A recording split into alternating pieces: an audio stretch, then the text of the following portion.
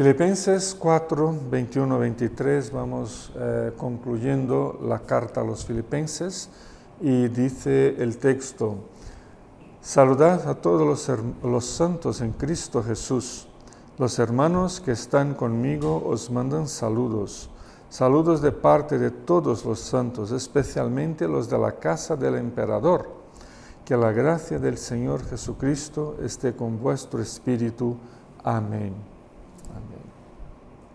Pues hoy quería comentar un poco sobre esta despedida de Pablo, que es una despedida con sabor misionero, una despedida con ese sabor misionero. Hay una de las sevillanas universales, ¿no?, de Manuel Garrido, que trata de la despedida de un amigo, no sé si os suena, ¿no?, y que dice: algo se muere en el alma cuando un amigo se va, y va dejando una huella que no se puede borrar. Un pañuelo de silencio a la hora de partir, porque hay palabras que hieren y no se deben decir. El barco se hace pequeño cuando se aleja en el mar, y cuando se va perdiendo, qué grande es la soledad. Este vacío que deja el amigo que se va es como un pozo sin fondo que no se vuelve a llenar. Y concluye, ¿no?, diciendo: no te vayas todavía, no te vayas, por favor, no te vayas todavía, que hasta la guitarra mía llora cuando dice adiós. ¿Os suena, no? Es muy conocida y una de esas sevillanas que nunca se pierden, ¿no? Es la hora de despedirse, Pablo, de los filipenses en esta carta. Tras haber pasado un buen rato con sus amigos, ¿no?, de Filipos, al menos en forma de una carta, en forma de palabras escritas, ¿no? Así que llegamos a las palabras finales de Pablo a los hermanos de la iglesia de Filipos y su despedida. Y con ese texto también nosotros nos despedimos de este estudio en Filipenses, ¿no? Como en todas sus cartas, el apóstol termina con unos saludos y una bendición final. Eso era parte del sistema de Pablo, de la costumbre de Pablo, y tenía mucho que ver también con la propia tradición griega de cómo terminar una carta, ¿no? Se trata, en este caso de Filipenses, una despedida sencilla, muy breve, y sin mencionarse a ningún nombre como lo hace en otras cartas, ¿no?, que resulta sorprendente teniendo en cuenta la gran afectuosidad de Pablo y con los hermanos de Filipos. O sea, eran profundamente amigos y hermanos, y es un poco sorprendente que no mencionen nombres, ¿no? Se despide de ellos estando preso en Roma, una prisión que ya duraba casi 5 años. Pero como si no lo estuviese, como si se fueran a encontrar muy pronto, ¿no? Tiene ese, por ser breve, por ser corta, por no mencionar nombres, parece que Pablo se preparaba para estar con ellos dentro de muy pocos días, ¿no? Muy pocos días, aún sabiendo que Pablo estaba en prisión. Y aunque sean palabras de despedidas, es muy significativo observar algunos elementos que son importantes a la hora de todo el estudio, ¿no?, de pensar todo el estudio que vinimos haciendo a lo largo de la carta a los Filipenses. Y me gustaría mencionar algunos de esos elementos pertinentes, ¿no?, de la despedida de Pablo, que para mí tiene un sabor bastante misionero, y os lo voy a explicar por qué. En primer lugar, creo que se observa el énfasis dado a los saludos enviados a los hermanos por el apóstol. La palabra saludo se repite 3 veces aquí, o sea, en una despedida súper corta se repite por 3 veces.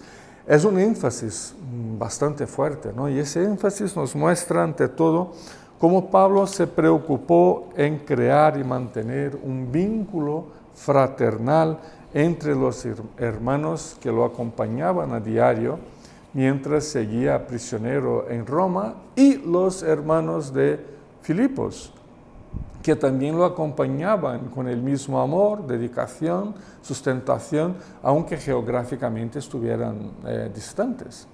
De esa manera y desde esa perspectiva, para el apóstol Pablo, la obra de Dios, ¿no? La misión de Dios en este mundo, que nos toma por completo nosotros, ¿no? Pero esta obra de Dios en el mundo se comparte y se vive entre todos los hermanos. Por eso los que estaban ahí, in situ, en Roma, con Pablo, incluso viviendo en la misma casa prisión que Pablo, para ayudarle en todo lo que fuera posible, y los de Filipos, que estaban distantes, ¿no? Geográficamente, y que, como lo hemos visto, habían enviado más de una vez ofrendas para el mantenimiento de Pablo en ese periodo de su vida, pues compartían la misma misión, la misma obra de Dios. Los que estaban ahí, digamos, en el frente de batalla con Pablo, y los que estaban más atrás un poco, ¿no? Los que estaban lejos y que de alguna manera también estaban profundamente comprometidos con él. Es que las distancias, la geografía ya pierde sentido en este contexto de la obra de Dios, ¿no? Nos servimos mutuamente por donde estamos, ¿no?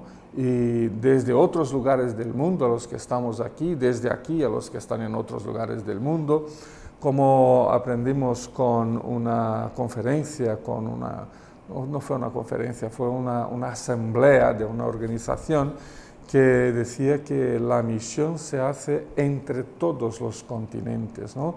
Misión a los 6 continentes, era el tema de esa asamblea, porque claro, hay que compartir unos con otros, cada uno poniendo lo que el Señor le ha dado, ¿no? De dones, de talentos, de recursos, de vida y de todo. Y eso es muy importante, porque eso lo podemos sacar aquí de las palabras de la despedida de Pablo. ¿Quién le envía saludos a los filipenses? ¿Pablo únicamente? No.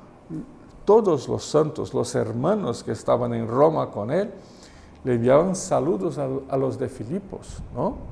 Entonces había una interacción, una integración entre todos ellos, y eso es muy significativo y muy contributivo para la expansión de la obra de Dios, del conocimiento del Evangelio, de la misión de Dios por intermedio de la Iglesia, porque no hay otro medio para que la humanidad y el mundo conozca el Evangelio sino nosotros, ¿no?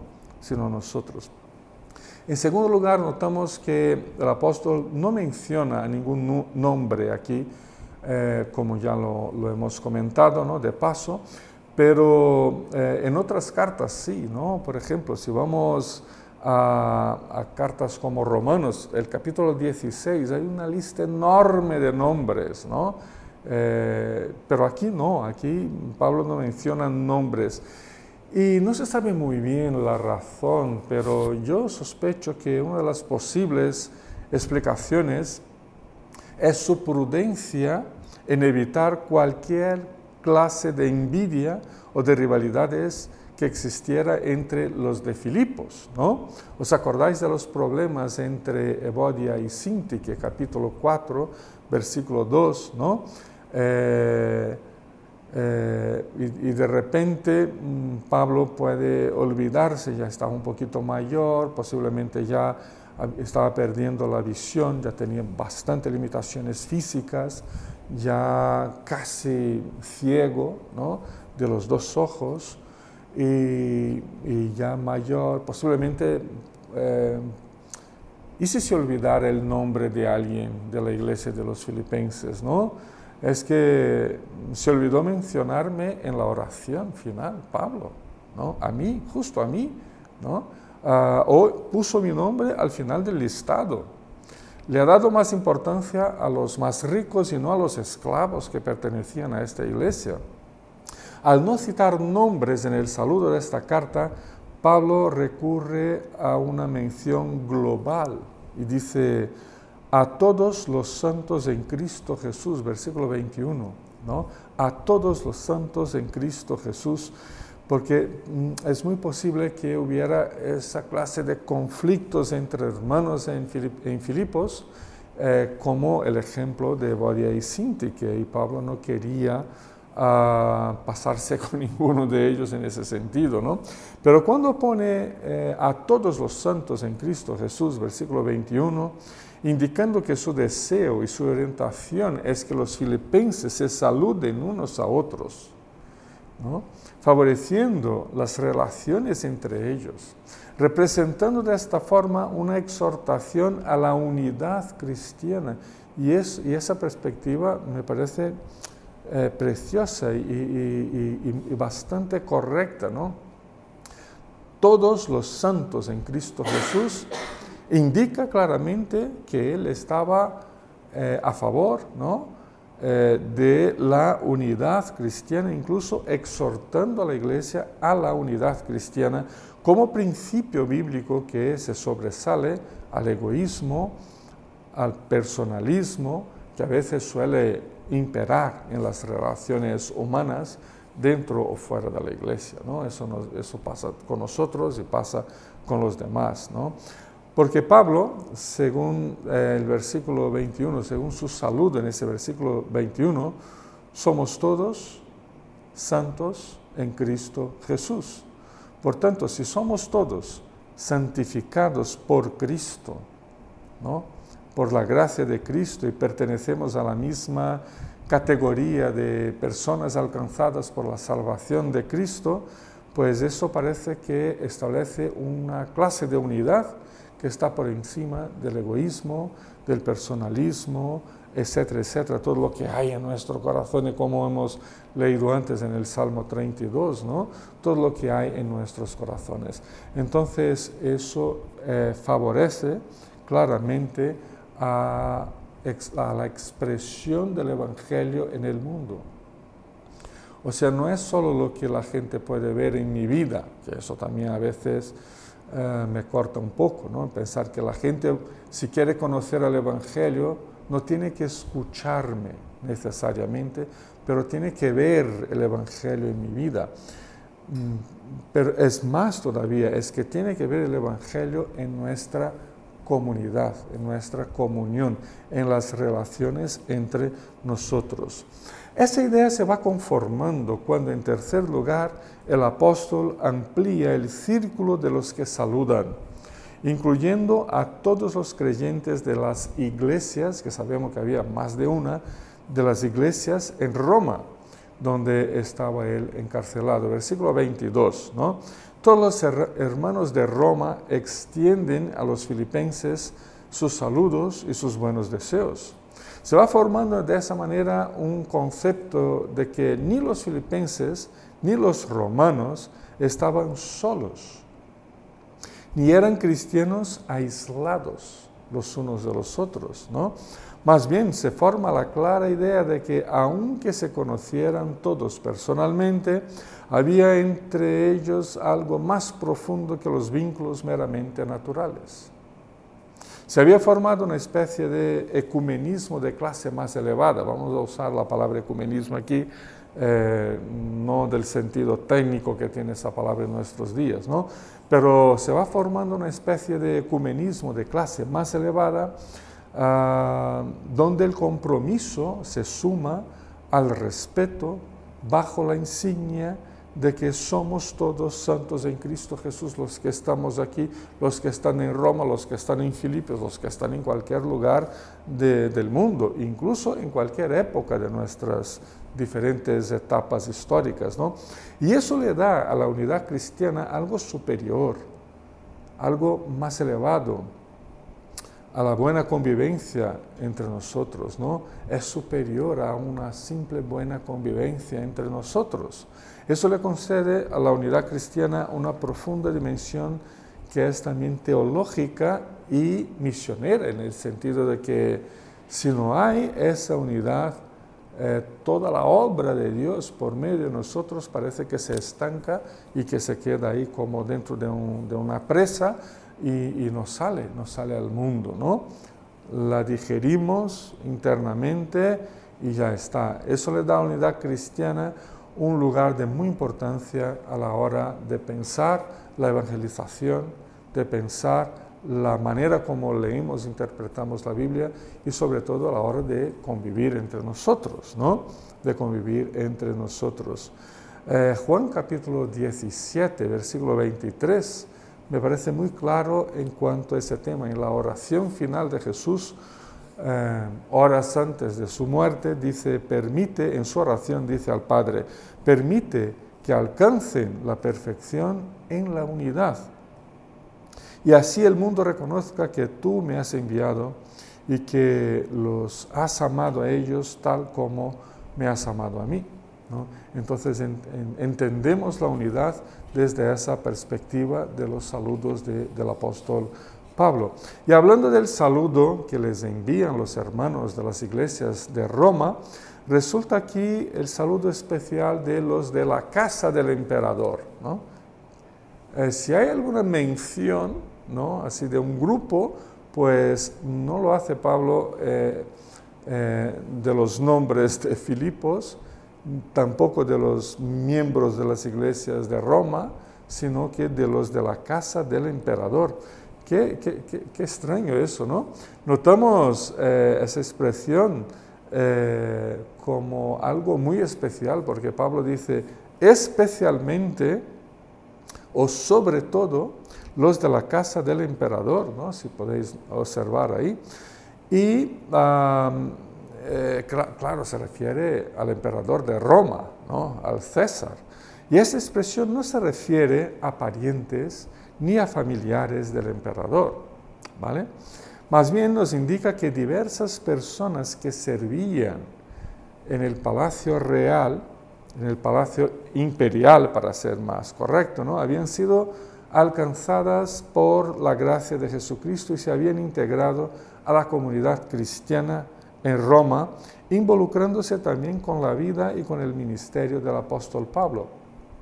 Es interesante porque por medio de su prisión, ¿no?, es lo que se suele pensar, por medio de su prisión, Pablo evangelizaba a los soldados, ¿no?, de la guardia pretoriana, que tenían que estar esposados a su brazo derecho las 24 horas del día, y eso fue así durante casi 2 años, ¿no?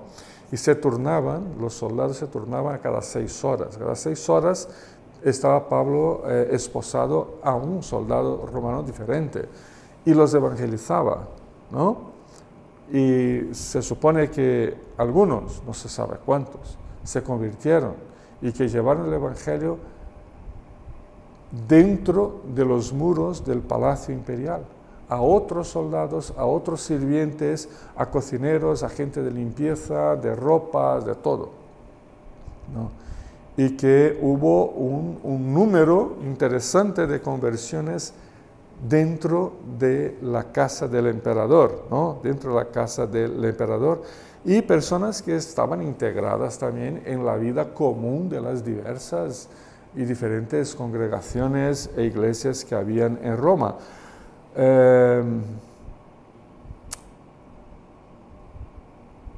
Filipenses capítulo 1, versículo 13, ¿no?, volviendo al texto que ya hemos comentado hace semanas, Pablo se refiere a que el Evangelio de Cristo se ha hecho evidente a toda la guardia del palacio y a todos los demás, ¿no? Filipenses 1:13.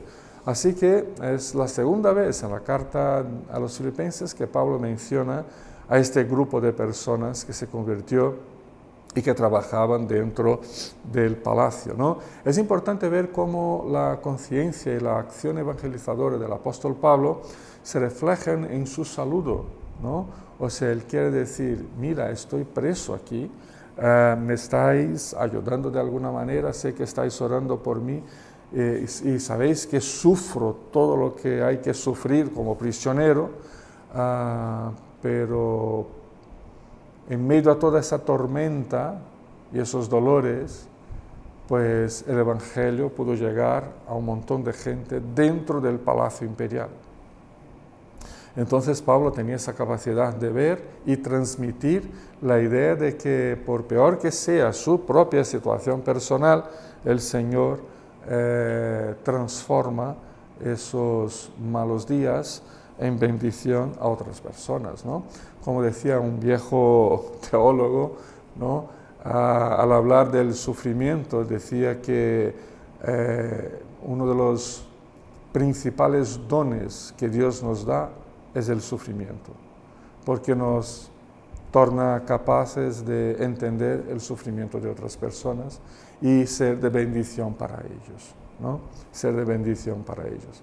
Finalmente, en cuarto y último lugar, nos queda por destacar la bendición apostólica, ¿no? Sobre la vida de los filipenses y el deseo de Pablo, ahora me refiero al versículo 23, y el deseo del apóstol de que sigan guardando sus vidas bajo la gracia del Señor Jesucristo. Una bendición también corta, pero que mantiene una redacción casi idéntica a las bendiciones de Pablo en Gálatas 6, 18 y Filemón capítulo 25, ¿no? Es como si fueran esas tres bendiciones, como si fueran gemelas, ¿no? O son textos paralelos, ¿no? La gracia se califica como siendo la gracia del Señor Jesucristo, no de Pablo, no de la iglesia. La gracia de Cristo se transfiere al espíritu humano de los creyentes unidos por esa misma gracia, ¿no? Disfrutamos también de la gracia de Cristo, no porque el Señor nos ha llamado, nos ha arrancado de las tinieblas y nos ha llevado a su reino de amor, individualmente hablando, pero aquí parece que no se trata de algo individual, es una gracia colectiva, ¿no? Y esa es una dimensión que a veces perdemos, ¿no? Porque somos hoy cada vez más individualistas, incluso en cuanto a la propia fe, ¿no? Pero parece que aquí esta gracia es sobre todos los que están en Cristo Jesús, ¿no? El versículo anterior. Entonces entendemos que esta gracia es una gracia colectiva, los creyentes unidos por esa misma gracia. Nos reconocemos como hermanos porque estamos bajo la misma gracia.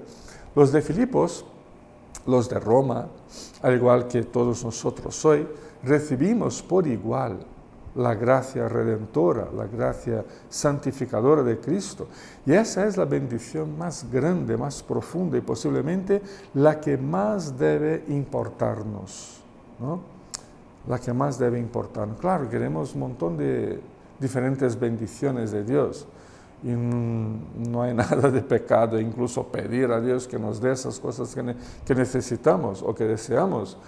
Pero la que más debe importarnos es la bendición de la gracia de Cristo que se derrama como un bálsamo, ¿no? Sobre nuestras vidas. Esta bendición y oración expresada en forma litúrgica, porque aquí tenemos una estructura un poco cúltica, ¿no? de liturgia. Pues esta bendición y oración tiene como eje central el hecho de Jesucristo ser el Señor, ¿no? Aquí dice el Señor Jesucristo. Y al ser recibida por un corazón creyente en Cristo, el Señor y no uno mismo, ¿no? El Señor invade nuestro ser y nos da un corazón humilde y sumiso a su palabra, sumiso a su voluntad. Entonces, el que recibe esta bendición de la gracia de Cristo es el que inevitablemente va por la vida de rodillas, ¿no? Sumiso, ¿no? Ante la palabra y la voluntad del Señor. Un corazón sediento, incluso por la unidad cristiana, alrededor del señorío de Cristo. Y eso ciertamente inundará toda nuestra vida y toda la iglesia. A toda esta extensión de la gracia del Señor Jesucristo invadiendo todo nuestro ser, concluye Pablo con un simple amén. Amén. Afirmando y confirmando que la dádiva de la gracia divina es la parte más importante de sus bendiciones a todos nosotros. Al concluir esta serie de meditaciones en la carta a los filipenses, esperamos, ¿no? Felipe y yo, porque Felipe fue el que empezó con los primeros estudios, ¿no? y juntos fuimos caminando cada semana, pues esperamos que las distintas enseñanzas que hemos descubierto en las palabras, en las afirmaciones, en los conceptos del apóstol Pablo, nos hayan quedado un poco más claras, ¿no? Y que al leer una y otra vez esta carta a lo largo de nuestra vida, ¿no? Lo hagamos con esmero, ¿no? Buscando la edificación espiritual, buscando la edificación eclesial de nuestra vida. No vamos a leer Filipenses o ninguna otra parte de las Escrituras intuitivamente, ¿no? Aquí tenemos herramientas, aquí tenemos conceptos, ¿no?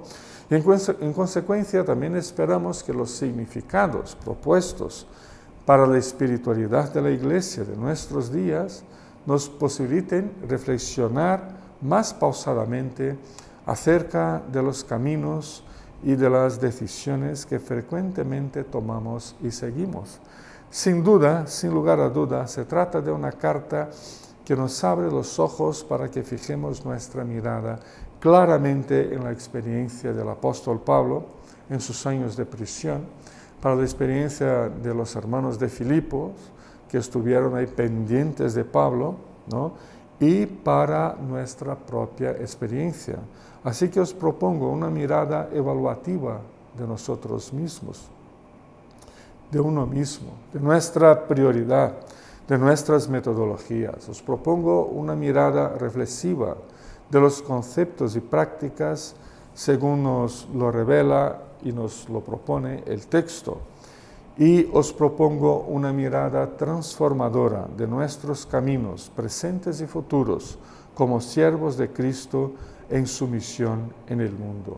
De Cristo a la Iglesia, ese podría ser quizás un título para toda la carta de Filipenses, ¿no? Es una carta de Cristo a la Iglesia, ¿no? De Cristo a la Iglesia como un posible título para esta carta puede ser la clave para que, además de comprender a Filipenses y a su sentido, podamos comprender también a nosotros mismos, a la Iglesia, en nuestro camino de espiritualidad, en nuestro camino misionero en este mundo. Que el Señor nos siga guiando por su palabra. Amén.